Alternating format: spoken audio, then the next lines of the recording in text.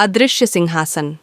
राज्य का नाम था विराटगढ़ और वहाँ के राजा थे महाराज वीरेंद्र सिंह, बुद्धिमान, न्यायप्रिय और अपराजेय योद्धा। उनके महल में सोने की दीवारें और चांदी के झूमर थे, परंतु इन सब के बीच एक चीज़ हमेशा छिपी रही। वह थी एक पुरानी भविष्यवाणी जो केवल महल के राजगुरु और महाराज को झांत थी। भविष्यवाणी कहती थी, जब रक्त और चंद्रमा एक साथ मिलेंगे तब सिंहासन का असली उत्तराधिकारी प्रकट होगा। वह जो आज है वह तब नहीं होगा। यह वाक्य हर पूर्णिमा को महाराज के मन में गूंजता, लेकिन उन्होंने कभी किसी से साझा नहीं किया। उनका एकमात्र पुत्र राजकुमार आदित्य था, जो युद्ध कला में निपुण था, परंतु राजनीति और राज्य व्यवस्था से विमुख। एक दिन महल के द्वार पर एक बूढ़ा साधु आया। उसके वस्त्र फटे हुए थे, आंखें धधकती हुईं और स्वर जैसे किसी और ही लोक से आया हो। वह बोला, महाराज, समय आ गया है उस सिंहासन की अग्नि परीक्षा का जिसे आपने वर्षों से सुरक्षित रखा है। महाराज चौंके।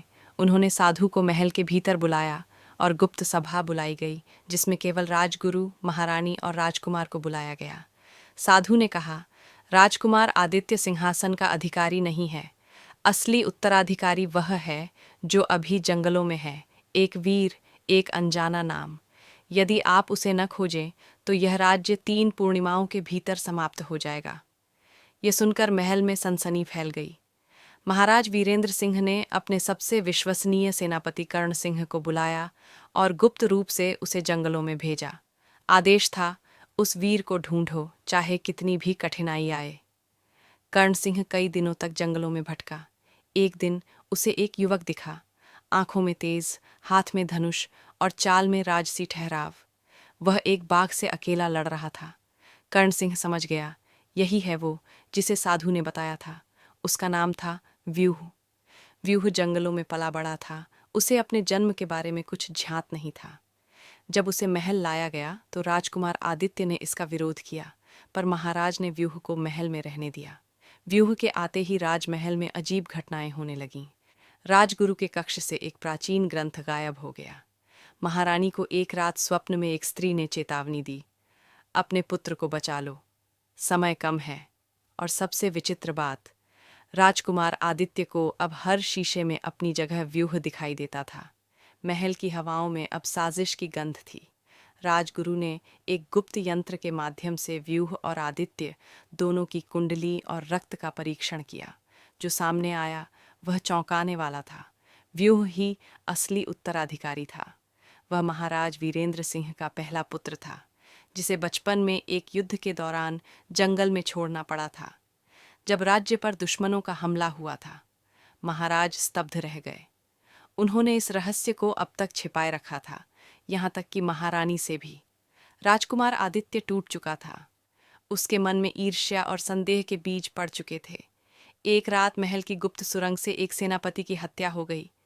उसके हाथ में एक संदेश था, सिंहासन के लिए व्यूह को रोको, वरना सब नष्ट हो जाएगा। जांच में पाया गया कि यह योजना आदित्य ने बनाई थी, लेकिन जब उसे गिरफ्तार किया गया तो उसने एक भयंकर सच उजागर किया, मैं ही असली उत्तराधिकारी हूँ, व्यूह नहीं। यह सब एक साधु की चाल है। अब 2 विरोधी थे, दोनों सिंहासन के दावेदार। कौन सच्चा था? राजगुरु ने प्रस्ताव दिया। राज्य के प्राचीन नियमों के अनुसार उत्तराधिकारी की अंतिम परीक्षा चतुर्भुज यज्ञ है। जो उसे पूरा करेगा वही सिंहासन का अधिकारी होगा। यज्ञ में 4 अग्निकुंड थे, शौर्य का, सत्य का, त्याग का, बलिदान का। व्यूह और आदित्य दोनों यज्ञ में बैठे। पहला कुंड शौर्य, दोनों ने पार किया। दूसरा कुंड सत्य। आदित्य झिझक गया जब पूछा गया, क्या तुमने अपने भाई को मारने की योजना बनाई थी? उसने झूठ कहा, नहीं। अग्नि शांत हो गई। व्यूह ने सच स्वीकारा, मैं नहीं जानता था मैं कौन हूं, लेकिन अब जानकर मेरा मन डगमगा रहा है। अग्नि प्रज्वलित हुई। त्याग और बलिदान के कुंडों में व्यूह ने अपने सिंहासन के अधिकार को छोड़ने का प्रस्ताव तक दे दिया, ये कहते हुए, यदि आदित्य को राज्य चाहिए तो उसे दे दीजिए, मैं केवल सच्चाई चाहता हूं, सत्ता नहीं। यह सुनते ही अंतिम कुंड की अग्नि आकाश तक भड़क उठी। आकाशवाणी हुई, सच्चा राजा वह होता है जो राजपद त्याग सकता है, पर धर्म नहीं। राजा वीरेंद्र सिंह ने सिंहासन अब व्यूह को सौंपा, लेकिन व्यूह ने कहा, मैं यह राज्य नहीं चाहता जब तक मेरे भाई को उसका सम्मान न मिले। हम दोनों मिलकर इस राज्य की सेवा करेंगे। महाराज भावुक हो उठे। उन्होंने राज्य के लिए द्विसिंहासन नीति की घोषणा की। अब से राज्य 2 राजाओं द्वारा चलाया जाएगा, एक नीति का प्रतीक व्यूह और एक शक्ति का आदित्य। और वह सिंहासन जो अब तक केवल एक राजा के लिए बना था, अब अदृश्य सिंहासन बन गया।